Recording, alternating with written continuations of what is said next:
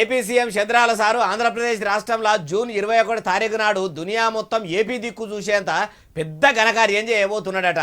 మొన్ననే ప్రధాని మోడీ సార్ను రప్పించి ఏపీ రాజధాని అమరావతి పనులు మళ్ళా సురువు చేయించిండు. ఇప్పుడు ప్రపంచమే చూసేంత పని ఏం చేయబోతున్నాడే అంటారా? ఇక ఈనుండ్రి. జూన్ 21 తారీఖు నాడు ప్రపంచ యోగా దినోత్సవం పండుగ ఉన్నది కదా.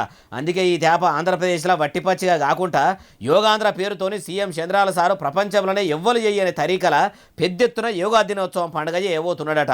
పబ్లిక్కు యోగా గురించి తెలిసేటట్టు, ప్రజలు యోగాకు అలవాటు పడేటట్టు యుగురం చేసిండట. నెల దినాల ముందు నుంచే యోగా మహోత్సవాల పేరుతోని ప్రోగ్రాములు చేయబోతున్నాడట.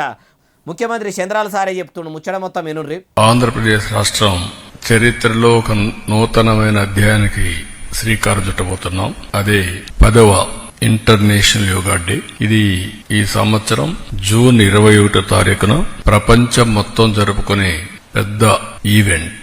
అయ్యా సీఎం చంద్రాల సారు, మరి మీరు ఇట్లా యోగా దినోత్సవం చేసుడు మంచిగానే ఉన్నది కానీ ఆంధ్రప్రదేశ్లో నీడపట్నం ఉండి అలకటి పనులు చేసేటోళ్ళకు అవసరమయ్యేటట్టు ఉన్నది కానీ కూలినాలి చేసుక బతికేటోళ్లకు వాళ్ళ పనే పెద్ద యోగా. నీడపట్నం ఉండి పెయ్యొంచకుండా పని చేసేటోళ్లకు యోగా అవసరమే.